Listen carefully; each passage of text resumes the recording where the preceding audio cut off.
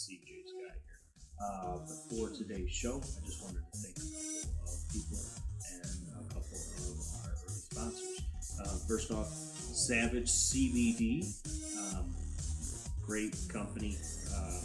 I wasn't a big fan of CBD in the beginning, but I have came around. I choose to vape. I use a smoke vape. Savage came highly recommended to me. I have a lot of nicks and cracks and stomach issues, surgeries, and CBD has definitely helped me out a lot.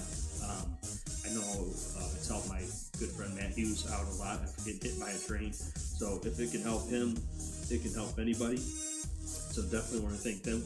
Secondary, I want to thank Tap Out Mouth Guards. These guys have been just amazing.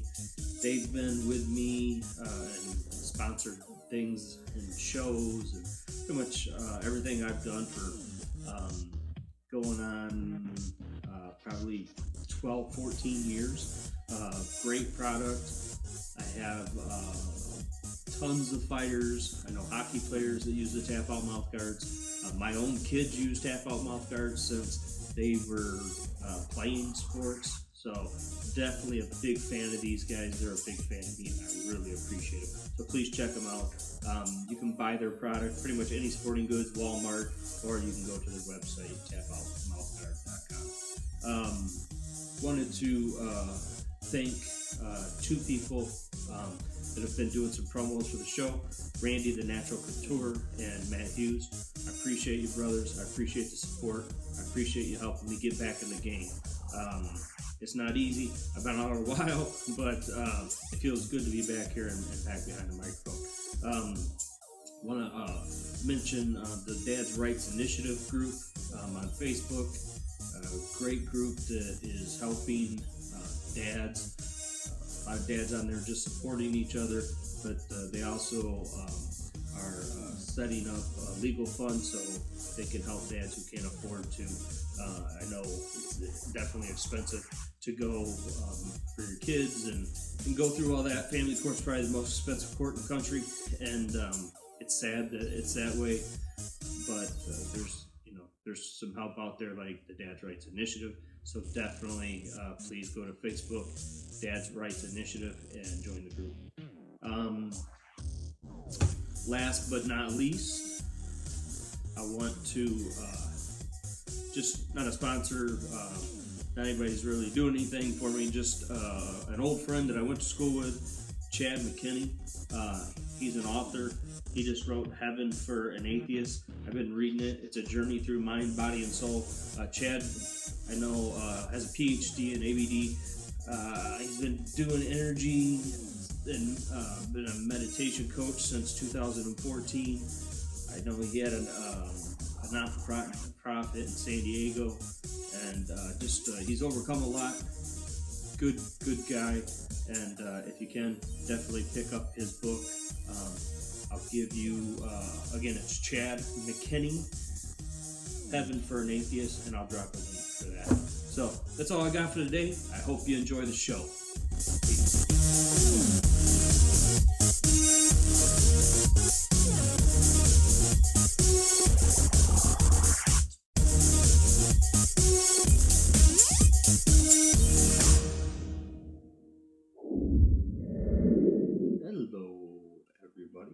Welcome to the Joe Rogan Review, episode 1468, featuring yours truly, CJ Sky. Today's episode's guest was Alonzo, always funny, Bodden. Alonzo is a comedian. His material is cynically good. Bodden was the winner of the season 3, Last Comic Standing. What else can I tell you about Alonzo? You can listen to his podcast, Who is Paying Attention? Follow Alonzo on Twitter. Alonzo at Alonzo Bodden. That's ALONZOBODDN. Get info on his shows and what's going on. I know he's doing some virtual from his house shows right now. So you can check all that out on his website, alonzobodden.com. Alonzo's a great comedian and a man. He's traveled the world entertaining our troops in places like Iraq and Greenland. So very good. He's been on the Rogan show several times, and it's always good when these two guys get together. And you never know where the topics may go, as you'll see in today's wrap up. So, excuse me.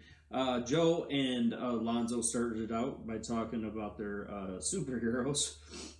Quite a funny segment. We found out that Joe was a huge Marvel fan, but not much for DC as a kid, and some, I guess, interesting notes that I picked up that I thought were funny.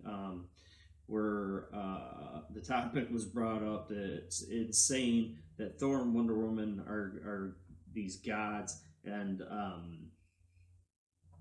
if they're gods and they trump everybody, which brought us into the conversation of Thor fighting the Incredible Hulk, which, you know, who would win, and it's kind of, I kind of thought what came to my mind. I don't remember which show, what Thor show it was, but the Incredible Hulk picked up Loki, who is also a god, by the way, Joe, and slammed him back and forth, and said, "Beauty God." Great comedy in that part of the movie, and so that brought us into the conversation about how much the Hulk has changed. Used to, the Incredible Hulk was this brilliant man, Dr. Banner, and then, you know, he would get, but he suffered with these anger issues, and he would turn into this incredible Hulk, and from there, he's turned more into, I guess they needed more Hulk time with him in that form or whatever. I mean, now the Hulk, you see him. It was an episode or one of the movies recently. We saw the Incredible Hulk taking a bath, and he's wearing glasses. So I'm not really sure how that's all transformed. I know none of the comic books that I ever read was Hulk bathing as the Incredible Hulk, and definitely wasn't wearing glasses. So it was a fun segment. It was a great way to start it out. I thought the best part was Joe brought up the Black Widow, played by the gorgeous and stunning Scarlett Johansson. But he brought up that she has no special skills other than being really hot and really good with a gun. And then Alonzo chimed in about, it was funny because all the enemies that they fight are bulletproof. Joe mentioned then it gets, even more comical when you bring in the Green Arrow, played by Jeremy Renner, I think. But he's got arrows, even though that they're explosive and different. He's got all kinds of different arrows that he brought. Arrows to fight that a gun can't even win. So it's pretty comical. But it was a great way, like I said, to start the show. And we moved on from there to not still so much. I wouldn't say serious topics. We get into. I know everybody's tired of hearing it. It's actually how fun. It's funny how fast this went in and then went out. But because it was so super famous. But Alonzo and Joe brought up that the most reasonable character on the Tiger King was the guy with no legs. So actually very true. You wouldn't think much about it, I guess, normally, but in the characters that ended up being on that show, it was pretty wild. And it really, for me, the crazy part was, I guess the guy wanted to be the campaign manager for Joe as he was running for governor and then president, was that when he was sitting there talking to Joe's boyfriend, and he was playing with a gun, and it just went off. And I think Joe brought that up too, but it was just insane. I kind of was I remember watching it and being in shock and thinking like, wait, they're gonna cut that the guy's okay, or he didn't get shot that bad, or it just missed him, and they're shocked by how close it came. But as we found out, if you watched it, which I'm sure you did, it he actually blew his brains out. So really sad. But the show in itself, just with the coronavirus and us all being stuck at home and nobody having anything to do, it was just fire in the bottle that hit at the right time. And I guess the question is, how long are we still going to be stuck, and what's next? We moved into topic 3, which was a funny talk about issues of people drinking Lysol. And Alonzo brought up that kids have been drinking the hand sanitizer, and I thought he had a good bit, or a good future bit. He said, what I want to know is, where are these kids getting all this hand sanitizer? I've been looking for it for weeks. And I can tell you, everywhere I go, they don't have hand sanitizer either. So it was probably a good bit that he'll use later in his comedy. But I checked into something that he had said in there, and the CDC has an uptick of calls from kids drinking hand sanitizer, and the government is now making them stop making hand sanitizer that smells good. They have to add some chemical to it that will make it smell bad, so kids won't want to drink it. So I thought that Joe brought up a great conversation about that topic, and it's we're the parents, watch your kids, because kids do dumb shit. So and inevitably, like the people that were eating Tide Pods and all the stupid stuff, that the challenges, Facebook challenges, running along the side of their car, running themselves over. I mean, I can tell you that I definitely had friends that would have done that stupid stuff. So it's just, kids are kids, but we have to definitely be careful. We don't want anybody to get permanent damage. So definitely watch your kids. We moved into topic 4 from there. Alonzo talked about this lockdown made him want to have a dog, and how I guess he's single, so he's kind of lonely, and he sees everybody out playing with the dog, and thought that it would be great to have a dog. But then Joe brought in the problem. But what do you do when you go out and you go back on the road? What would you do with the dog? And ultimately, he said, Alonzo said that that's why he doesn't, or he can't get the dog, which brought to my mind is that wherever you are, wherever you live, if you can have a dog or a cat or whatever pet you're liking, animal shelters, right now this is a great time to get a pet, especially if you're going to get a puppy. You can housebreak it. We're at home. They're great companions. They bring up our spirits. So definitely, if you can, get one. I thought it was funny that Joe today said that brought up cats, and how that they're definitely have the most natural instincts of any domesticated animal. If a bird's on the ground and the cat's around, he's definitely going to get it.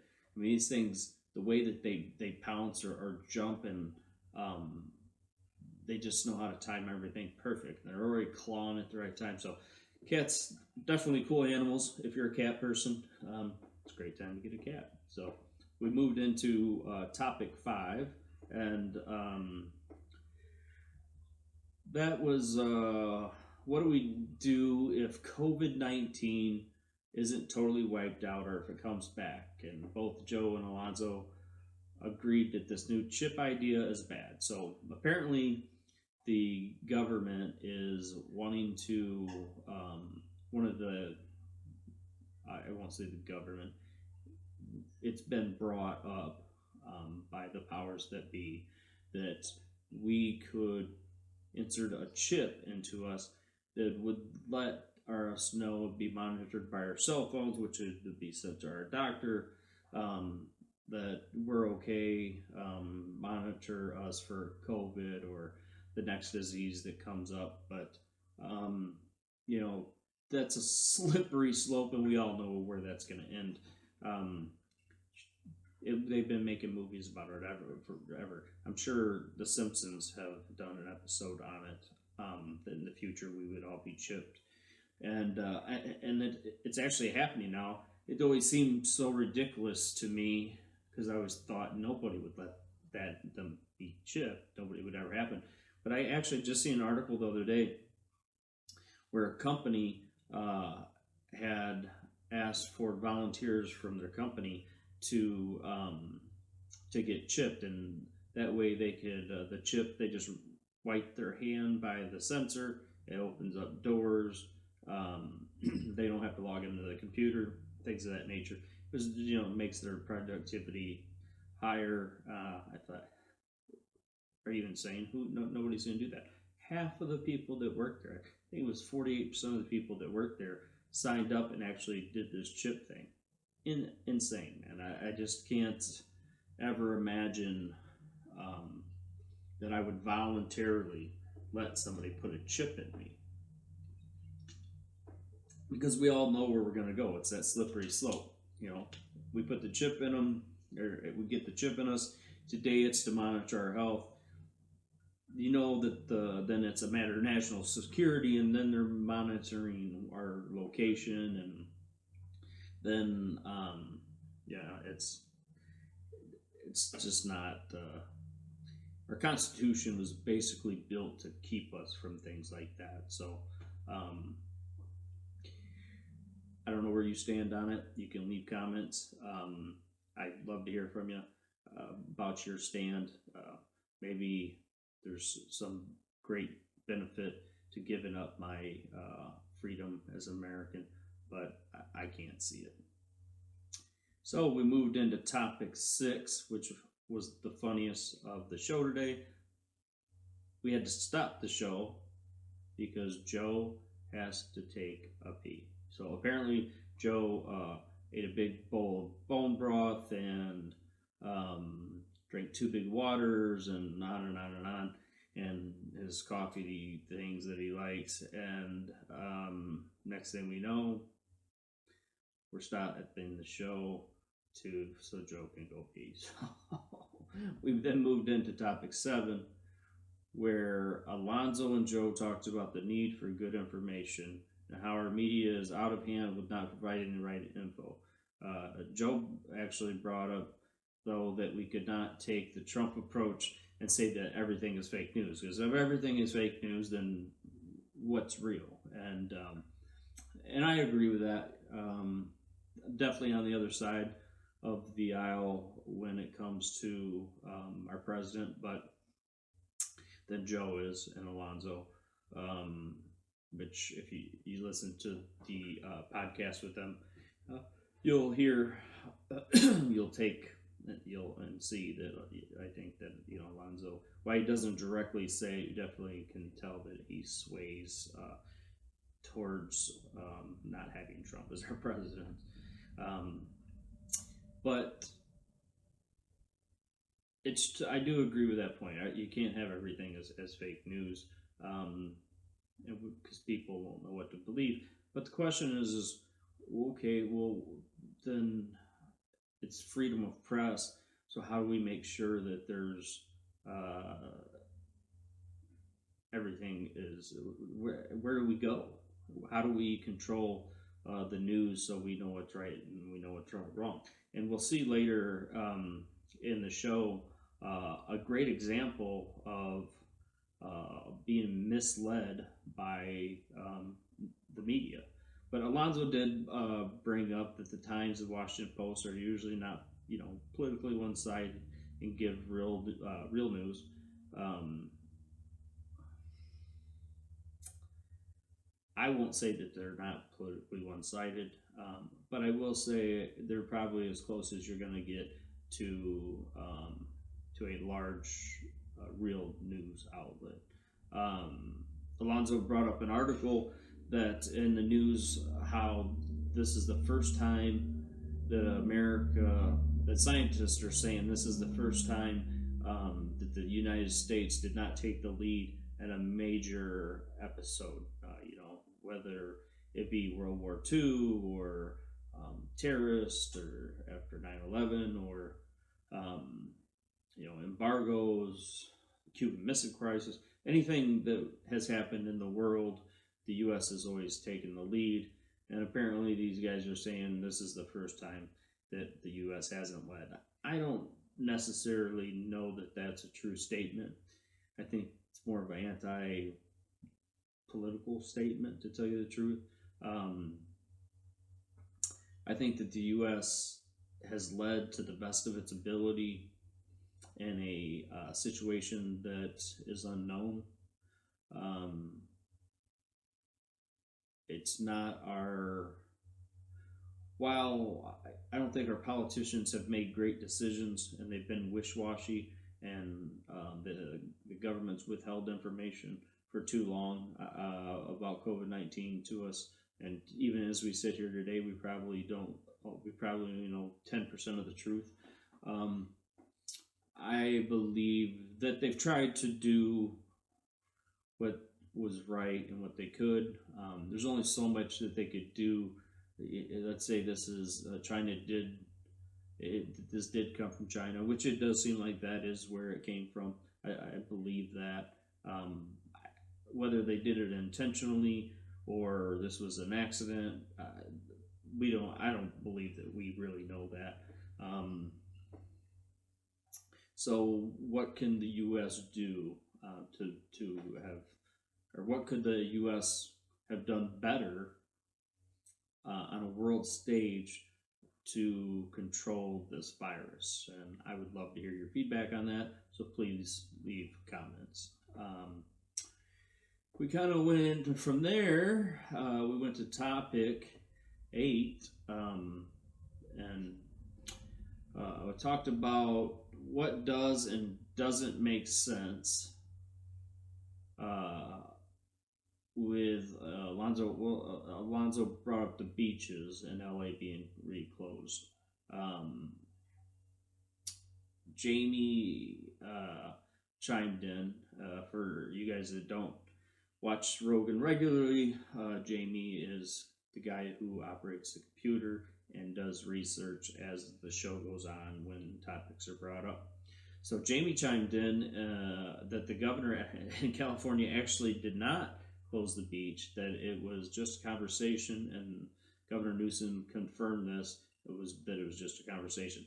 And this is where I just talked about that we would come back to fake news, because I watched with my own eyes that the news channels were telling us that the governor of California had reclosed the beaches, the state beaches in California.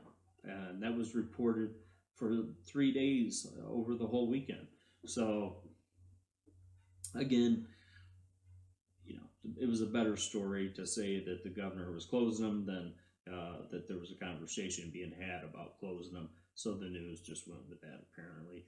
And then lays the problem in the question of how do we make the news report honestly. From there, Jamie had talked about the sheriff in Humboldt County, California, said he would not follow such an order as it violates our Constitution. So the sheriff's basically saying, I don't care what the governor says. It's against our Constitution for us to close the beaches or arrest people for being on public property. At this point, Joe said, "Good for you," and boom, the trollers had their hook. Because if today you Google Joe Rogan, it would be about him giving props to a sheriff in California who said he would defy governor's orders. Um, every episode, uh, something Joe says or a guest says creates trollers to take that and run with it. And so it's very interesting how they misconstrued. Um, and these are actually, if you want to call small news outlet, these are bloggers and you know, people on Snapchat, and we get news from them. So again, even at the small level, we don't get accurate information. We get, they don't like that Joe said that it's against our Constitution, or they don't believe it's against our Constitution, and they spin it and cut the conversation in half to make him look bad. So again, we're back with the news and what do we do to clean it up. So um, I thought that there was some interesting talk about the governor's order and just all the way around the country with the different orders, and Florida's opened some stuff back up and didn't. So you listen to the episode and you hear more about that. But Joe and Alonzo got into some talk after this about whether this was the correct way to say for the sheriff to say it, because people are crazy, and this talk gets them fired up. This turned into a constitutional rights, which then led into the constitutional right to make gun or let the gun stores stay open. That kind of went back and forth. First said it wasn't, and then the NRA went nuts, and then they said it was. And I think state by state there was some different stuff. You can look up some more on that on your own. But this then turned into, of course, every time a gun's brought up on the Joe Rogan show,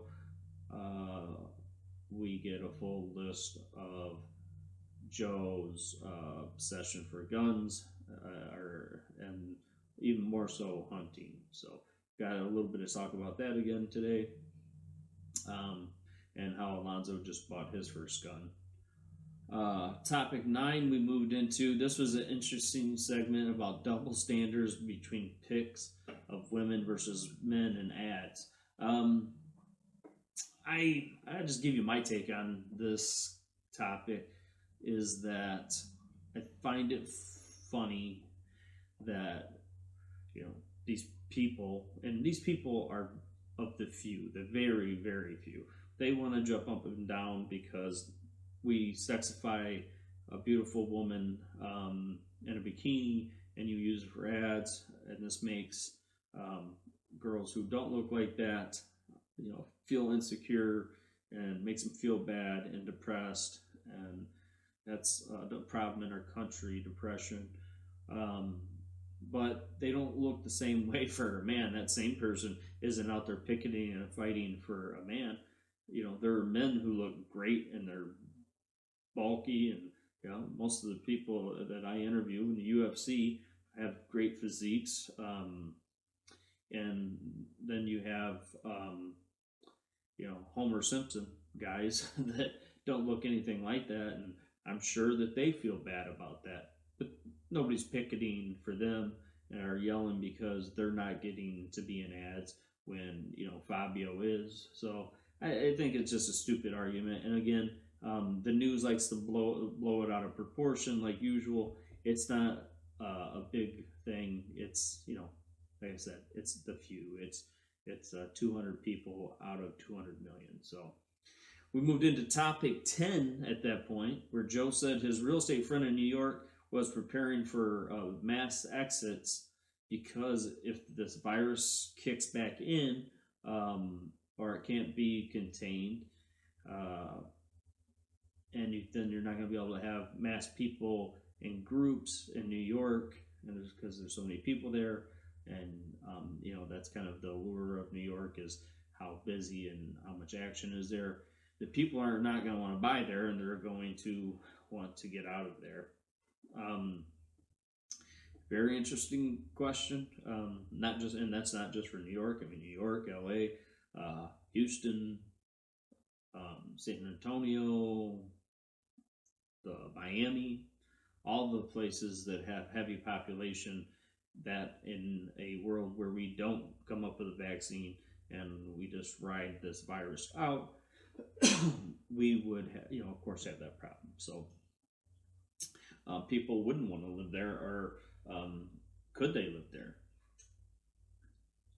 Could we see something like a Will Smith movie where they just clear out those major cities and everybody has to move out to the suburbs and to farms? So who knows? Nobody knows what's going to happen.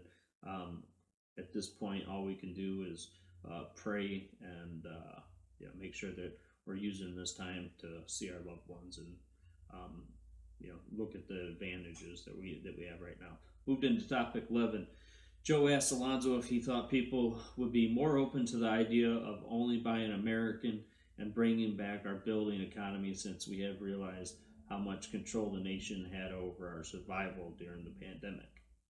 Alonzo said that he thought that, that we could go to a global economy where the bankers run the economy, because bankers, which I guess is true, the bankers don't care who builds it. All they care about is that it gets built and that it's profitable. So I'm saying, let's bring back America. Let's put America back to work and build America strong and make America great again. That's my take on that. Please leave comments if you have a different feeling. And that's pretty much the show today, folks. That was the wrap up for the Joe Rogan review. Again, it's episode 1468. You can check out Joe Rogan Experience on pretty much everywhere: iTunes, Podbean, YouTube, or his actual website. So I love you. I appreciate you watching. Remember, what we do in life echoes in eternity. Be well.